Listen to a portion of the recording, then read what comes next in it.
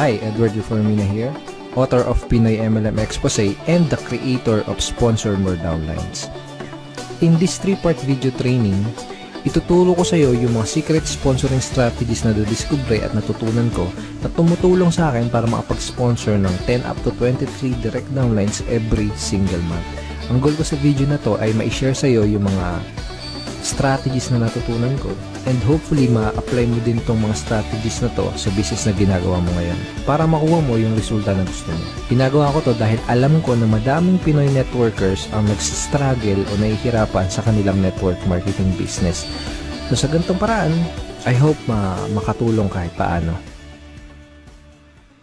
Ang una natin pag-usapan ay yung mga common problems na na-experience at nararanasan ng mga Pinoy networkers sa kanilang network marketing business. Una sa mga problem na yon ay yung puros hindi qualified ang mga na-invite na prospect, kaya puros rejections din ang napapala nila. So karamihan ng mga na-invite nila is mga negative, mga skeptical, kung hindi negative at skeptical, mga walang pera. So ito yung ilan sa mga reason kung bakit puros rejections yung napapala nila doon sa mga ini-invite nila. Pangalawang problem is, madami na silang na-invite, pero nahihirapan at wala pa din silang mapajoin. So, na-invite na nila lahat ng mga kakilala, kaibigan at kamag-anak nila, pero nahihirapan silang i-convert yung mga prospects na yun into downlines. Pangatlong problem is, nauubusan sila ng panggalaw. So, yun nga, dahil nga ang dami na nilang na-invite, tapos puros rejection, hirap sila magpasali. Anong nangyayari? Mas malaki pa yung ginagastos nila kaysa dun sa kinikita nila. At kadalasan, nagkakanda utang-utang pa imbis na kumita. So, ito yung mga ilan sa mga common problems na na-experience sa mga network marketers. Actually, ito din yung mga naging problema ko nung nagsisimula pa lang ako sa network marketing business ko. So, halos araw-araw akong pupunta sa office namin para mag-invite ng mga kakilala at kaibigan ko. And ginawa ko lahat ng mga sinabi at tinuro sa akin ng upline ko. Nag-invite ako ng kung sino-sino, namigay ako ng flyers sa kalsada, sa mga malls, na musakal, nag-house party, nagbahay-bahay, etc. etc. Pero yun nga, puros rejections yung napala ko. At yung puros rejections yung natanggap po sa mga prospect ko kahit ang dami ko nang in-invite. Karamihan doon sa mga na-invite ko, puros negative, mga skeptical. Yung iba sinabihan ako na scam daw yung ginagawa ko. Yung iba sinabi, balikan ko na lang daw sila kapag may resulta na ako. Yung iba naman, sinabi na yung mga nauna lang kumikita dyan, kung ano-ano pa. Sa madaling salita, puros mga hindi qualified na prospects yung mga na-invite ko. So, yun nangyari sa akin. After 4 months, isa lang yung napasali ko. Actually, itong isang napasali ko na to parang naawa lang siya sa akin kasi nga wala akong mapajoin. Parang napilitan lang siya na mag-join sa akin. And dahil nga ganun, hindi ako kumikita sa business ko. Puros failures and rejection. Nagkanda utang-utang ako kasi dahil syempre kailangan ng panggalaw. Okay? So, nagkanda utang-utang. And then, ang laki ng pera din na nalugi sa akin. So, umabot ng mga nasa 80,000 mahigit or more. Hindi ko na alam. Pero syempre, hindi ako basta-basta sumuko. Ang ginawa ko, naghanap ng mga solusyon doon sa mga problema ko na yon. Okay? And thank God, nakahanap naman ako ng solusyon. At pagkatapos kong mahanap yung mga solusyon na yun, pagkatapos kong makadiskubre ng mga solusyon doon sa problema ko sa business ko, ito yung ilan sa mga nangyari sa akin. I sponsored 63 direct downlines in 4 short months.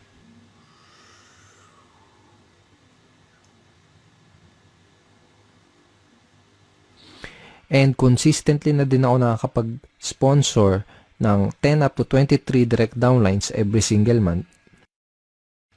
Tapos mas mabilis ko na-build yung business ko at nagsimula ako mag-duplicate dun sa mga kagrupo ko. Okay? So, yung mga solutions na natutunan ko, yung mga solution na na-discover ko, yun yung mga pag-uusapan natin sa 3-part video training na to. Yung mga solusyon na yun yung mga matututunan mo sa video training series na to. Okay, so pag-usapan ulit natin yung typical scenario na nangyari sa mga network marketers. So, pumasok sila sa network marketing business nila, first time man or kung may past experience ha. Pero nangyari ganito, excited sila sa una, pump up sila. So, shinare kagad nila yung business nila sa mga kaibigan, sa mga kakilala, kamag-anak nila. And nag-prospecting agad sila, nag-share sa Facebook, invite dito, invite doon, invite sa kaliwat kanan yung pag-i-invite. Tapos excited na excited sila and pump up sila dahil ang ine-expect nila is makuha na nila yung mga pangarap nila. Ine-expect nila is makuha na nila yung mga goals nila. Okay? Pero ang nangyayari, unfortunately, puros rejections, puros failures, at puros frustrations yung na sumasalubong sa kanila. Tapos nagtataka sila kung bakit ganun yung nangyayari. Hindi nila alam kung bakit ganun yung nagiging resulta kahit binibigay naman nila lahat ng effort nila. Kahit ginagawa na nila lahat ng mga tinuturo sa kanila. Hindi nila alam na ang tunay na problema kaya sila nahihirapan, ang dahilan kung bakit puros rejections ang napapala nila ay dahil hindi nila alam kung paano mag-pre-qualify o mag-sort out ng mga prospects. Kaya nangyayari, madami silang oras, effort at pera na sinasayang sa pakikipag-usap sa mga unqualified na prospects. Hindi din nila alam kung paano sagutin ng tama yung mga common MLM objections. Kaya kahit qualified na yung mga prospect na kausap nila, hindi pa din nila mapajoin dahil sa mga objections na hindi nila nasasagot ng tama. Okay? At hindi nila alam, karamihan, hindi nila alam kung paano mag-close effectively. Kaya kahit madami silang mga prospects na kinakausap, hirap pa din silang makapag-recruit. Bago ko ituro, bago ko i-share sa iyo yung mga solusyon sa mga problema na to, first, I would like you to imagine na nag-apply ka sa McDonald's. Sabihin natin, nag-apply ka sa McDonald's tapos natanggap ka sa trabaho. Pero ito yung scenario, wala kang kahit anong alam sa pagluluto, hindi ka pa nakapagprito kahit isang beses, hindi mo pa nagagawang magluto sa tanan ng buhay mo. Okay? Ngayon, ito yung tanong. Kapag inutusan ka ba ng manager para pumunta doon sa kitchen para magprito ng burger patty, ang tanong is, magagawa mo ba ng tama yung trabaho mo? Yung inutos sa'yo? Malamang hindi kasi nga wala ka pang background, wala ka pang knowledge para gawin yung task na yan. Tingin mo alam mo kung kailan mo babaliktarin yung burger patty. Tingin mo alam mo kung luto na o kung hilaw pa yung burger patty na niluluto mo. Malamang hindi kasi nga wala ka pa nung idea, wala ka pa nung tamang knowledge para gawin yung trabaho na yun. So para magawa mo yung trabaho, ang gagawin nila sa totoong buhay, ang gagawin nila sa'yo dito kapag nag-apply ka pag pumasok ka sa McDo, ang gagawin nila sa'yo, bibigyan ka nila ng tamang training. Okay? Bigyan ka nila ng tamang training para magkaroon ka ng tamang knowledge. Pag meron ka na ng tamang knowledge, magkakaroon ka ng tamang skills para magawa mo ng tama yung trabaho mo. So, ganun din dito sa network marketing. Kung gusto mong magawa ng tama ang negosyo mo, kailangan mo ng tamang training at kailangan mong matutunan yung mga tamang skills. Lalo na kung first time mo pa lang sa network marketing or kung bago ka pa lang sa business mo. Ang solution dun sa mga pinag-usapan natin kaninang common network marketing problems is to acquire skills. Okay? Kasi kapag meron ka na ng mga tamang skills, tamang network marketing skills, yun yung magiging susi mo para maging successful ka sa network marketing business mo. Okay? Let's face it, kahit ano pang career at kahit ano pang business ang pasukin mo, you need to acquire skills. Kahit yung simpleng pagbabaligtad lang ng burger patty sa McDonald's, kahit yung simpleng ganung trabaho is kailangan ng tamang skills, kailangan ng tamang training. What more pa kaya yung network marketing business mo, di ba? So, karamihan ng mga networkers parang ganito kasi nangyayari. Para silang sumusugod sa gera na wala silang dalang bala. Kumbaga, hataw sila ng hataw, araw-araw silang humahataw, kahit wala pa sila ng mga necessary skills na kailangan para magkaroon ng resulta at para magawa ng tama yung business nila. Kaya madalas na nangyayari, mas nauuna pa silang mag-quit bago pa nila matutunan yung mga tamang skills. So, kung nahihirapan ka ngayon, kung nahihirapan ka makapag-sponsor, kung nahihirapan ka makapag-recruit, kung nahihirapan ka sa network marketing business mo, yun ay dahil wala ka pa nung mga kinakailangan na skills para maging effective na networker. Kung gusto mo ng resulta sa business mo, aralin mo lang ng mabuti yung mga skills na yun. Ngayon, pag-usapan natin na yung 3 solution skills to success that you need to learn. Ito na yung mga skills na kailangan mong matutunan. Ito na yung mga skills na kailangan mong ma-master kung gusto mong magkaroon ng resulta sa business mo. Okay? First skill is sorting skill. Second is objection handling. Third is closing skill. Ang una natin pag-usapan ay yung sorting. Bibigyan kita ng magandang analogy para mas mag-grasp at mas maintindihan mo na mabuti kung ano ba tong sorting. So sabihin natin may nakita ang 3 mansanas dun sa lamesa. Okay? So gusto mo kumain ng mansanas, kaya ang ginawa mo, kumuha ka ng kutsilyo, hiniwa mo sa gitna yung mansanas. Yung unang mansanas nakita mo, bulok na yung loob niya. So ang ginawa mo, hindi mo kinain. Okay? Pangalawang mansanas na hiniwa mo, nakita mo may uod yung loob. So ang ginawa mo, hindi mo din kinain. Okay? Yung pangatlong mansanas na hiniwa mo, nakita mo okay na siya. Hinog na at pwedeng-pwede nang kainin. So yun ang kinain mo. Yun lang yung kinain mo. So, ang ginawa mo, hindi mo kinain yung naunang 2 mansanas kasi nalaman mo kaagad na hindi sila magandang kainin tsaka baka magkasakit ka pa. Okay? Ganun yung sorting. Pwede mong i-apply to sa network marketing business mo. Pwedeng sa simula pa lang, pwedeng sa una pa lang ay malaman mo na kaagad kung sino lang ba yung mga qualified dun sa lahat ng mga prospect na kinakausap mo. Para mag-i-invest ka lang ng oras, ng effort, tsaka ng pera mo doon sa mga qualified na prospect. Napaka-importante na matutunan mo ang skill na to kasi kapag marunong ka mag-sorting, hindi ka na mag-aaksaya ng oras, effort at pera para lang kausapin yung mga hindi qualified na prospects. Okay? Pag marunong ka mag-sorting, mas makakapag-save ka ng valuable time mo dahil ang mga kakausapin mo lang ay yung mga taong gustong makinig ng business presentation mo at ng mga sasabihin mo. Mas less din yung magiging rejection mo dahil masasala mo ng maigi yung mga makakausap mo at madadala mo sa opisina nyo. Ngayon, tatanungin kita, sino mas gusto mong kausapin? Sino mas gusto mong entertainin? Sino yung mas gusto mong dalhin sa opisina nyo? Yung mga taong walang idea sa pupuntahan nyo? Yung mga negative, mga skeptical, yung mga walang pang-invest? O yung mga qualified, open-minded at may mga desire maging successful na prospect na interesadong malaman ang opportunity mo. Okay? So, di na kailangan tanungin, di ba?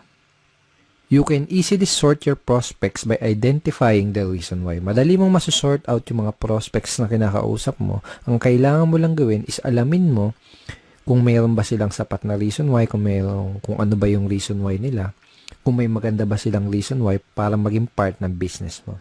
Okay? So, sabihin natin may kinakausap kang prospect, may pinoprospect ka, o kaya sabihin natin may nag-inquire sa'yo sa mga advertisement mo, sa mga online post mo, sa mga post mo sa mga dyaryo, etc. Kung ano man yung ginagawa mong promotion. Ito yung mga ilan sa mga kailangan mong malaman para malaman mo kung qualified ba yung prospect na kinakausap mo. Okay? Bakit nila kailangan ng additional income? Bakit nila gustong maging successful?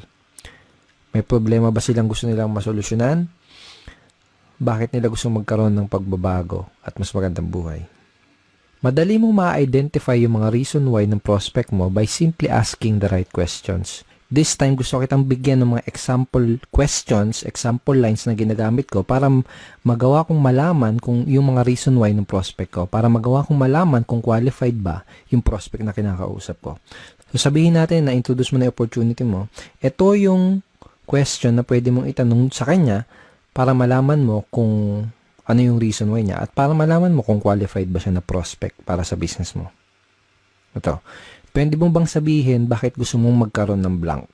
Okay? So, sabihin natin, in-offer mo yung opportunity mo as a part-time business or home-based business, extra income o kung ano man.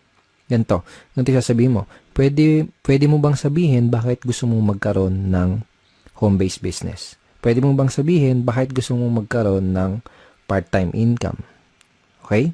Another example, another variation ng question na to ay ito.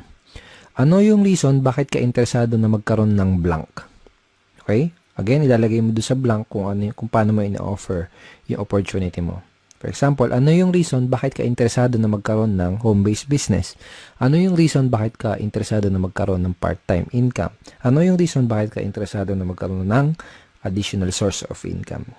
Malalaman mo kung qualified ba yung prospect na kinakausap mo base dun sa isasagot niya dito sa itatanong mo. Kapag tinanong mo sa prospect mo to, ganito yung pwedeng isagot niya sa'yo. Okay. So basically, this is a screenshot ng chat conversation ko with the prospect. Basically, may kinakausap akong prospect sa Facebook and gusto kong malaman kung qualified ba siya na prospect para sa business ko. Kaya tinanong ko, ito, bakit mo gustong magkaroon ng additional source of income? So, ang sinagot niya, first reason is family. Okay? And sinabi niya din na lumalaki na yung family ko. I have one daughter and incoming baby this May 2013. So basically, ang nangyari, sinabi niya sa akin yung reason why niya. Kung bakit niya gusto magkaroon ng additional source of income. Nalaman ko na qualified siya na prospect dahil meron siyang sapat at magandang reason why para gawin yung negosyo. Okay? Nalaman ko na kailangan niya ng dagdag na income kasi nga lumalaki na yung family niya. So, lumalaki na yung mga bills na babayaran niya, mga nganak yung misis niya, etc. So, sa madaling salita, nalaman ko na qualified siya na prospect by simply asking these questions. Okay. Lahat ng prospect na kinakausap ko, inaalam ko muna ng maigi kung meron ba silang maganda o sapat na reason why. Doon ko kasi malalaman kung qualified ba sila na prospect o hindi.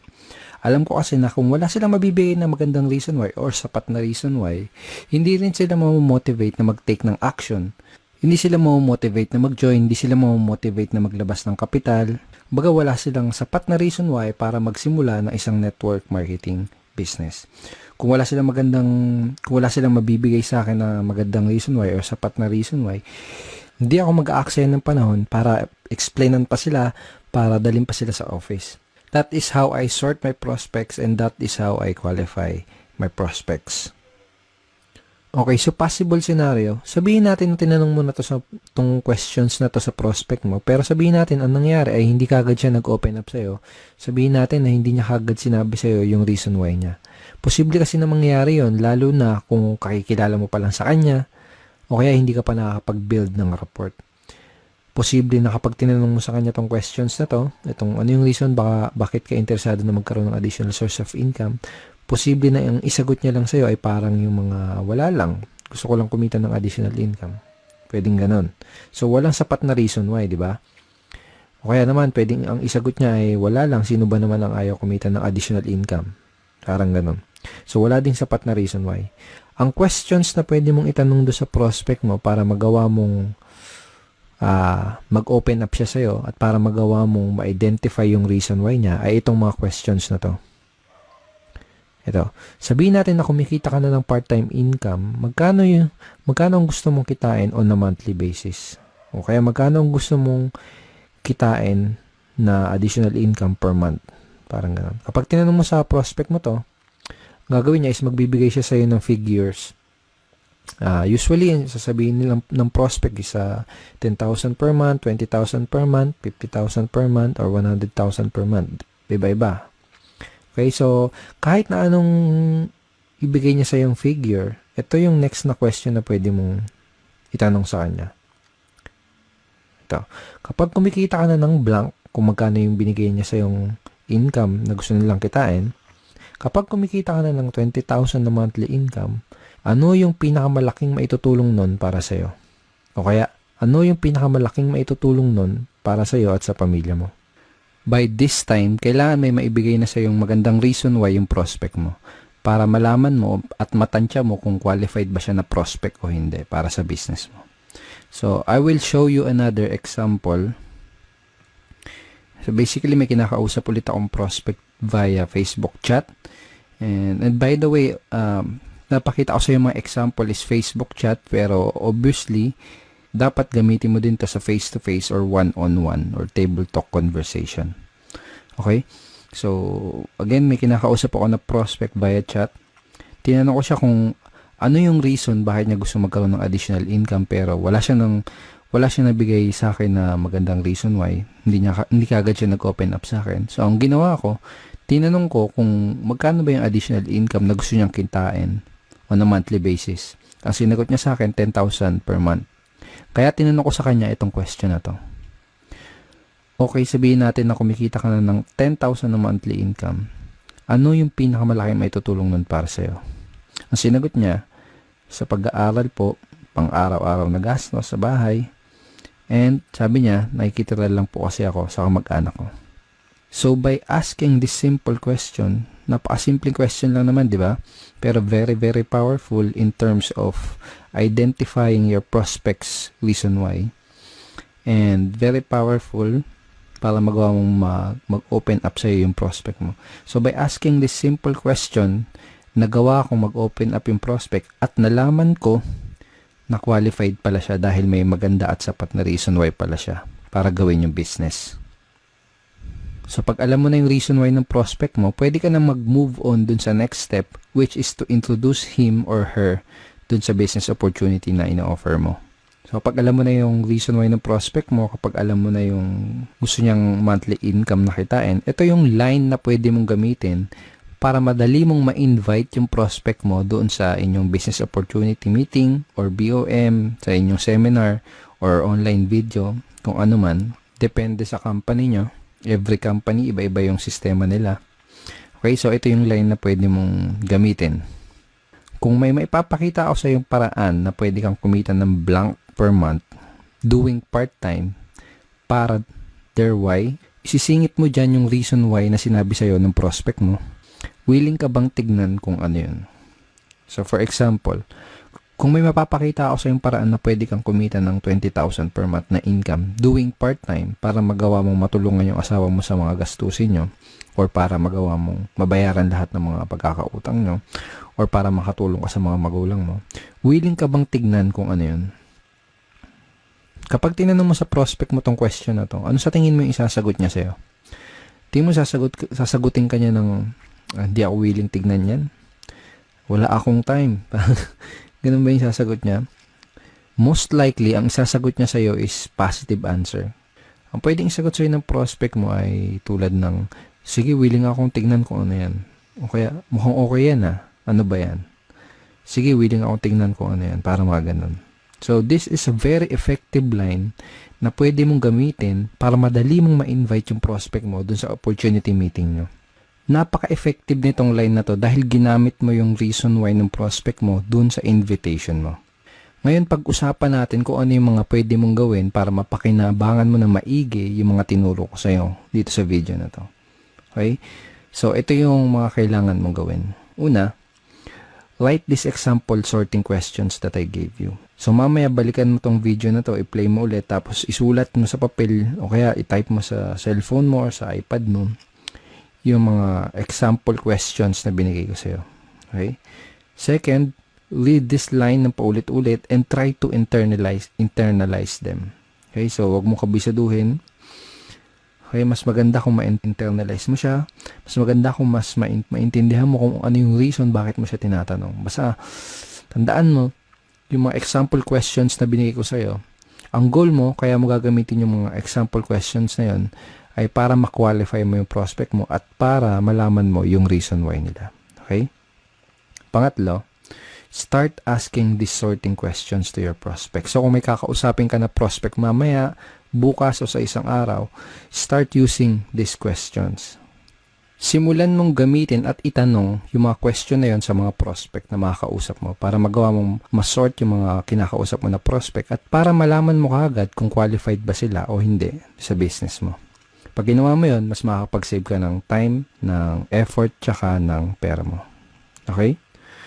So, thank you so much for watching this video. I hope madami kang natutunan din sa training video number 1. In training video number 2, pag-uusapan natin na yung some of the biggest misconceptions ng mga networkers. Ito yung mga maling akala ng mga networkers na pumipigil sa kanila para magkaroon ng resulta. Pag-uusapan din natin sa training video number 2, kung paano mo sasagutin yung mga common MLM objections. Okay, sana marami na naman kayong natutunan sa video na to. At sa baba ng video na to, may makikita kang like and share button.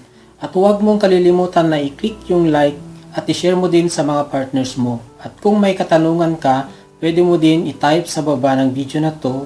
I will try my best na sagutin yung question mo.